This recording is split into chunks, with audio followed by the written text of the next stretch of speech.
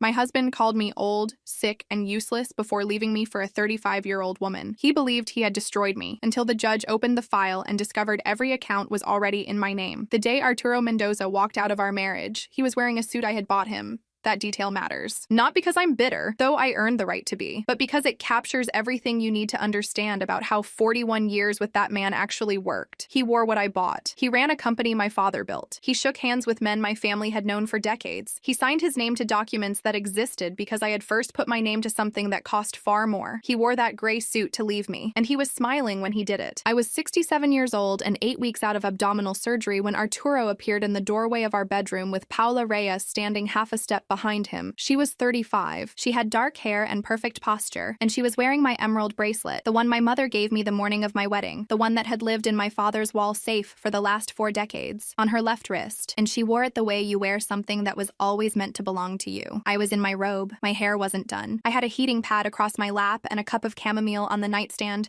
because my digestive system was still rebuilding itself after what the surgeons had taken out. The scar across my abdomen was still healing. I could not stand up straight without pain. He knew that. He had chosen this morning for exactly that reason. Elena, Arturo said, not querida, not mi amor, just my name, flat and businesslike, the way you address someone whose contract is being terminated. I looked at him. You're old, he said. You're sick. I need someone useful. Paula stepped forward slightly. She glanced around the room, at the paintings, the furniture, the heavy curtains I had chosen when we moved in, with the slow, assessing look of a person deciding what stays and what goes. At your age, she said, with the particular warmth of a woman who has never once been afraid of losing anything, you should know when your time is over. I looked at them both for a long moment. Then I said, thank you. Arturo's eyes narrowed. For what? For finally saying out loud what my father warned me about 49 years ago. His jaw went tight. He told me his lawyers would be in touch. I could remain in the house for a few months. He was not without compassion, he said. Actually said that, while they located somewhere appropriate. Paula described it as a residence. With nurses, she added, very comfortable. Many women like me found peace there. They walked out. I listened to his car pull down the drive. Then I picked up a phone,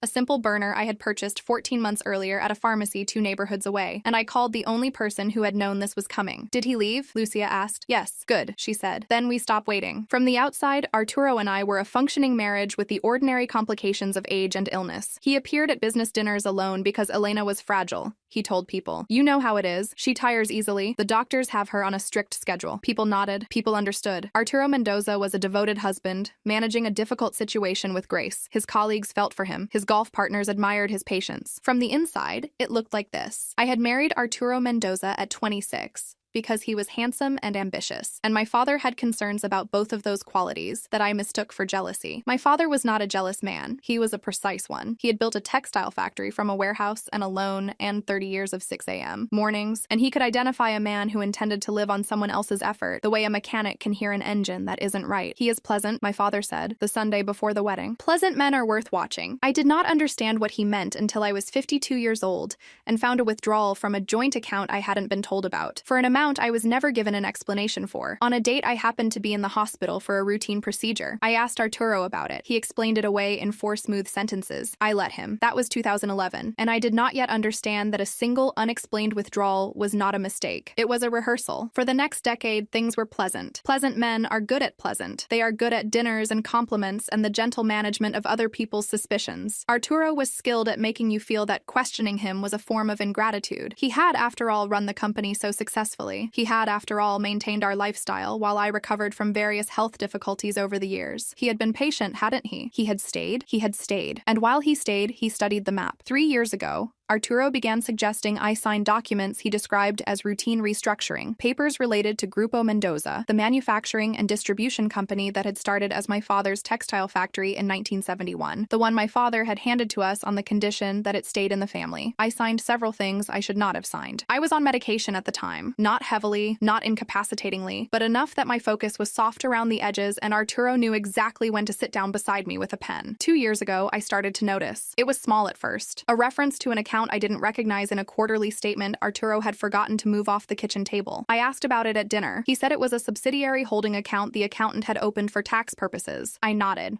I thought I should look into that. That night, I went back to the kitchen after he was asleep and photographed the statement with my regular phone. A week later, a phone call he took in the garden that ended the moment I opened the back door. He came inside looking unruffled and told me it was a client in Madrid with questions about a shipment. I said nothing. I thought, that is not how he sounds when he talks to clients in Madrid. The way he looked at me when he thought I was sleeping. Not with affection, not with contempt, but with the flat calculation of a man running numbers. I noticed that the first time on a Sunday afternoon in February, I had been reading in the sitting room with my eyes half closed. He stood in the doorway for a full minute, looking at me the way you look at a property you are pricing. When he realized I was watching him, his expression shifted immediately into something warmer, entirely smooth. 20 years ago, I would not have noticed the shift. I noticed the shift. I had grown up watching my father negotiate. I knew what it looked like when a man was in the middle of a transaction. I started photographing documents. Not dramatically, not with any plan at first. I simply began taking photographs of papers I wasn't supposed to have seen before they were moved or shredded. Statements, correspondence, wire confirmations,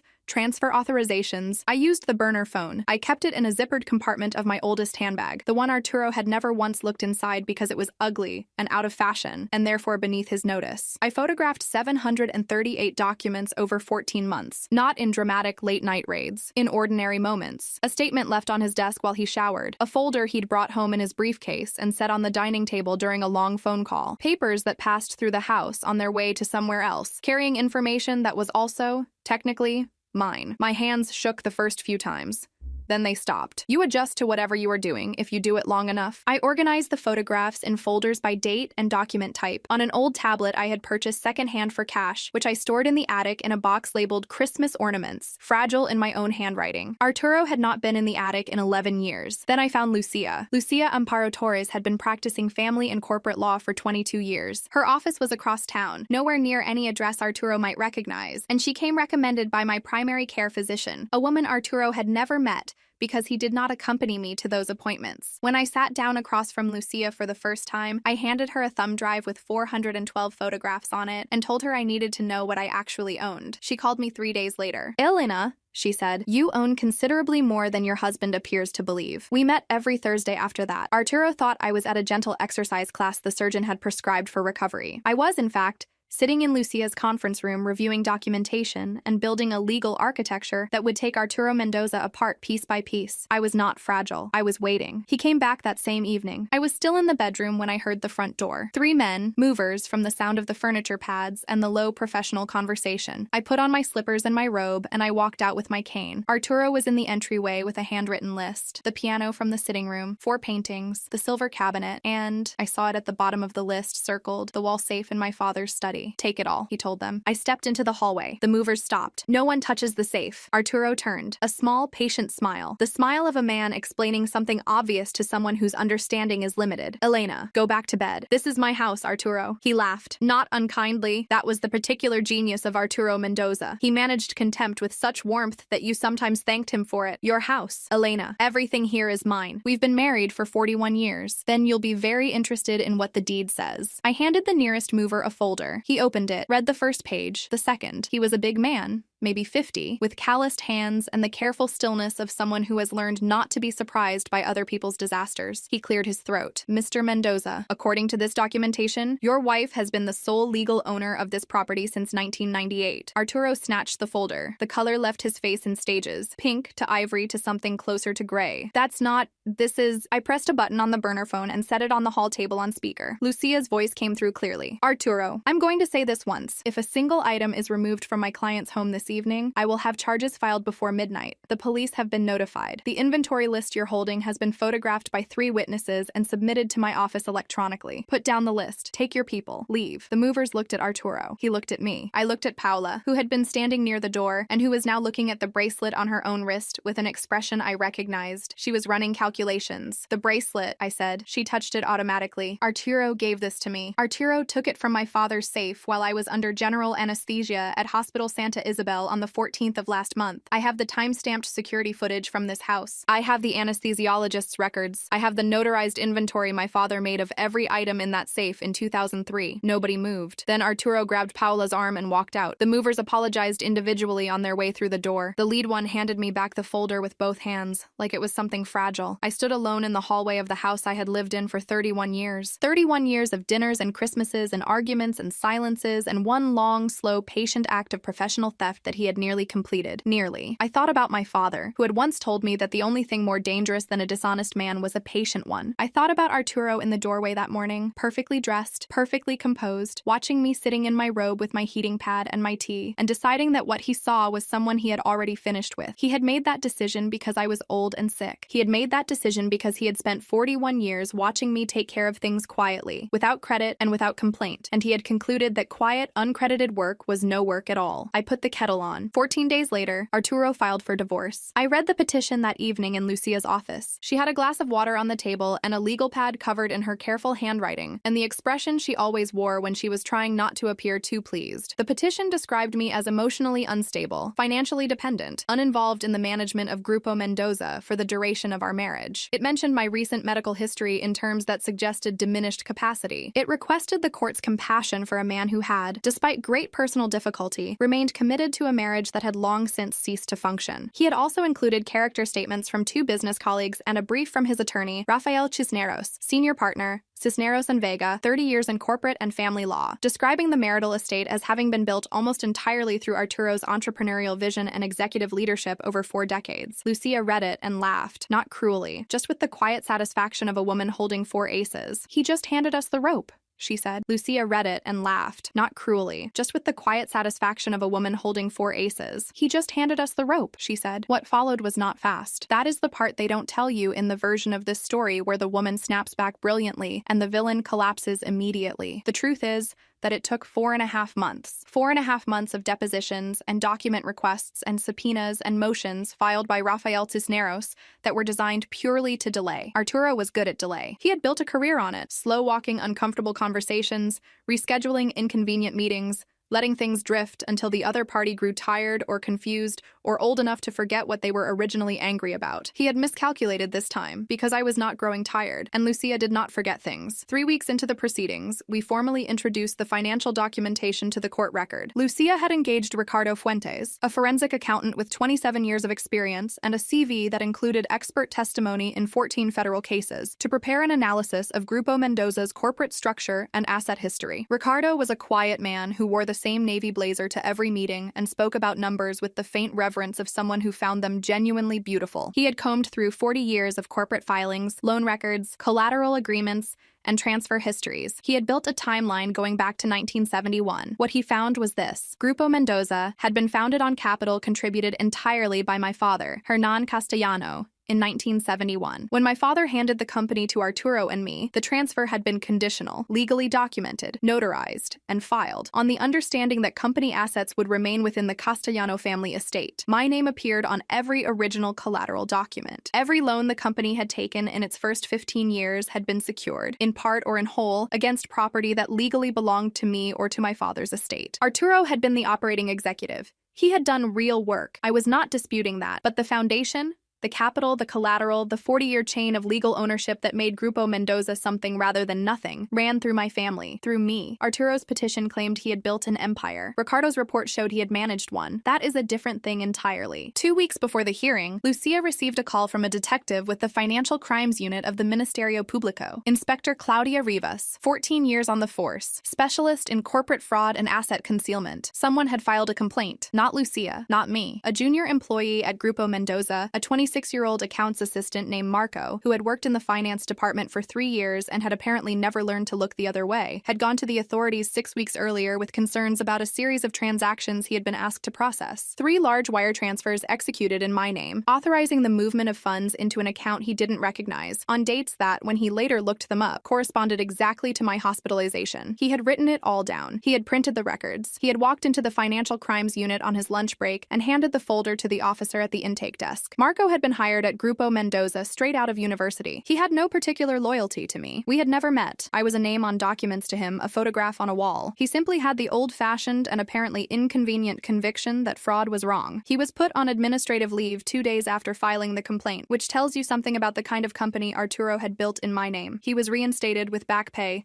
6 weeks after the plea agreement was finalized. I made certain of that personally. I have never met Marco. I hope to, someday. I would like to thank him. Inspector Rivas asked me to come in. I sat across from her for 2 hours. Lucia sat beside me. Inspector Rivas was professional and thorough. She asked her questions in a measured sequence, never leading, never implying, giving nothing away about what she already knew. At one point, she slid 3 printed documents across the table, electronic authorization forms, my digital signature on each one. Did you authorize these transfers? She asked. I was intubated on the first date, I said, recovering in the ICU on the second, being moved to a step-down unit on the third. She wrote something on her legal pad. Mrs. Mendoza, she said, I need you to understand that if this proceeds the way I believe it will, your husband is looking at criminal exposure, not civil, criminal. I told her I understood. I told her to proceed. I will be honest about something. There were 3 weeks in the middle of all this when I was not managing as well as I appeared to be. The surgery had taken more out of me than I had admitted to anyone, including Lucia, including my daughter Gabriela, who had flown in from Valencia and was sleeping in the guest room and bringing me soup I didn't always finish. I was waking at 3 a.m., with a specific kind of panic I had no language for. Not fear exactly. More like the sensation of standing on a floor you have trusted completely and feeling it give way slightly beneath your feet. The sudden awareness that your understanding of where you stood had been wrong for years, and that all the time you spent standing there was time you could not get back. Gabriela found me in the kitchen one of those nights, at 3:47 in the morning, standing at the counter with a glass of water I had forgotten to drink. Mama, she said, I'm fine. You're not sleeping. I'm old, I said. Old people don't sleep. She sat with me until it was light. She didn't try to fix anything. She just sat there, which was more useful than anything she could have said. I want to include that in this account because the other version, the one where the strategic woman is never afraid, never rattled, never up at 3 a.m. in her kitchen, is not true. You can be both. You can be afraid in the dark and exact in the daylight. Those things are not contradictions. I was very afraid. I was also very prepared. The hearing was held on a Tuesday in November. I wore my mother's pearls. I wore a charcoal suit I had owned for 20 years that still fit correctly because I had always been careful about things like that. I wore low heels because my back was still problematic, and vanity has limits. Lucia wore a dark jacket and her reading glasses on a chain, and the particular expression she had when she was not going to lose.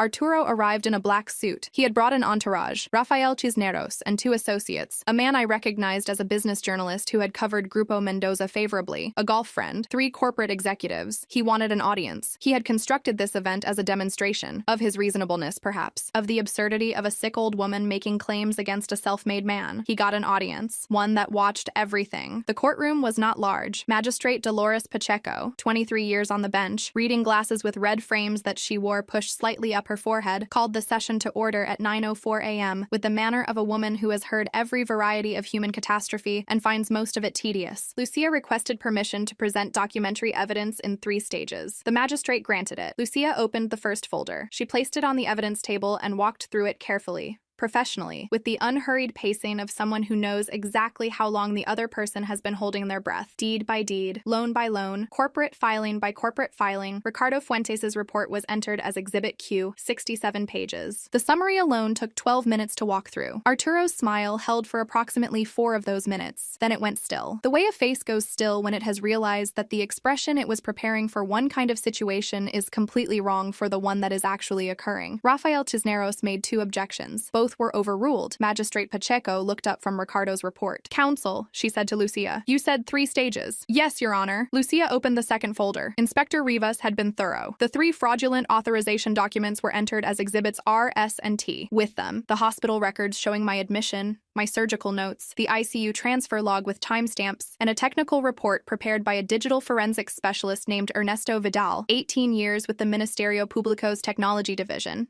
now in private practice, demonstrating that the IP address used to execute each authorization had been traced to a device registered to Arturo's personal account. Arturo leaned toward Rafael Cisneros and spoke quietly for approximately 30 seconds. Cisneros stood. Your Honor, my client maintains that any— Sit down, counselor. Magistrate Pacheco said. I'm reading. He sat down. She read. Arturo's hands, I noticed, were flat on the table in front of him. Very flat, very still. The hands of a man who has decided he must not let them shake. Lucia waited. Stage 3, counselor, the magistrate said. Lucia opened the 3rd folder. This is what was in it. A series of communications, emails, private messages, and 1 audio recording, documenting a transaction Arturo had been conducting over the previous 8 months without my knowledge or consent. He had been in negotiation with a Belgian industrial investment group for the sale of the Castellano factory, the original facility, the one my father had built with his own hands in 1971, the one whose ownership had passed to me directly under the terms of my father's estate and which had never been correctly transferred to Grupo Mendoza, despite Arturo's quiet attempts over several years to argue otherwise. The sale was valued at 12 million euros. He had planned to close before the divorce proceedings concluded. He had planned to argue afterward that the factory had been a company asset, that the proceeds belonged to the marital estate, and that, given his executive contribution over 4 decades, the majority of those proceeds were rightfully his. He had discussed this plan on the phone. The recording was 11 minutes long, obtained legally as part of Inspector Rivas's criminal investigation, properly entered into evidence through the appropriate channels. Lucia pressed play on a small device connected to the courtroom's audio system. The first voice was unrecognized, a business intermediary, it would later emerge. The second voice was Arturo's. His voice filled the courtroom with the easy confidence of a man who believed he was alone. We close before the old woman figures it out. The journalist wrote something in his notebook. The golf friend looked at the ceiling. The 3 executives studied their hands. Arturo Mendoza sat very still. Magistrate Pacheco set down her reading glasses. She looked at Arturo for a long moment, with the expression of a woman who has made a decision she will not be revising. Then she looked at Lucia. "I'm going to need the afternoon to review the complete record," she said. "But I want to go on the record now as saying that what I am looking at suggests a pattern of asset concealment, fraudulent authorization, and what appears to be an ongoing attempt to alienate property belonging to Mrs. Mendoza through both civil and potentially criminal means." She turned to Rafael Cisneros. "I am placing a hold on all Grupo Mendoza assets pending full forensic review. I am forwarding this matter to the Ministerio Público for further criminal investigation, and I'm issuing a protective order ensuring that no property held in Mrs. Mendoza's name may be transferred,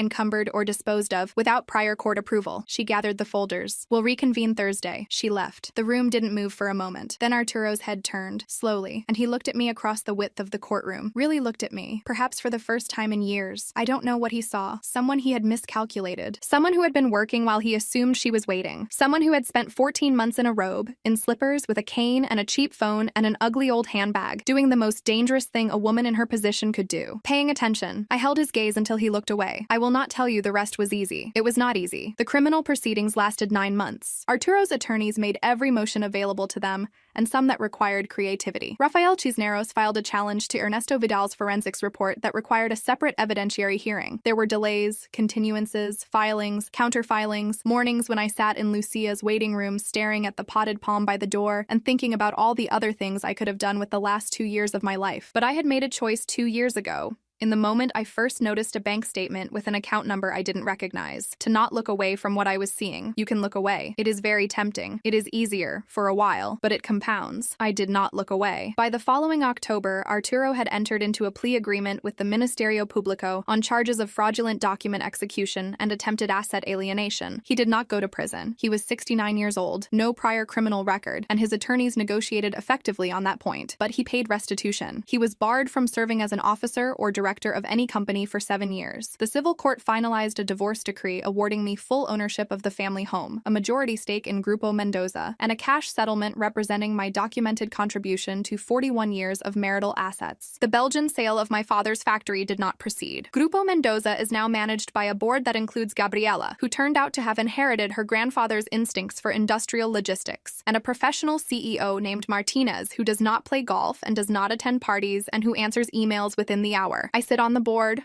I attend meetings. I am not fragile. Paula Reyes plays golf and does not attend parties and who answers emails within the hour. I sit on the board. I attend meetings. I am not fragile. Paula Reyes ended her relationship with Arturo approximately 3 weeks after the second hearing date. I bear her no particular feeling. She was deceived in the end, same as I had been, with far less at stake and rather less time invested. The emerald bracelet is back in my father's safe. I think about what Arturo said sometimes. Old, sick, useless. I was 67 years old. I had a surgery scar that still ached in cold weather. I moved more slowly than I once had, and there were mornings when the stairs required attention, and the mirror required a certain philosophical generosity. All of that was true. It was also true that I had spent 14 months building a legal case while he believed I was resting, that I had photographed 738 documents with a cheap phone kept in a handbag he considered beneath notice, that I had met with a lawyer every Thursday for over a year while he told his friends I was too fragile to attend dinner. You can be old and sick and still be the most dangerous person in the room. The danger is that people who think they have assessed you completely stop paying attention. And when they stop paying attention,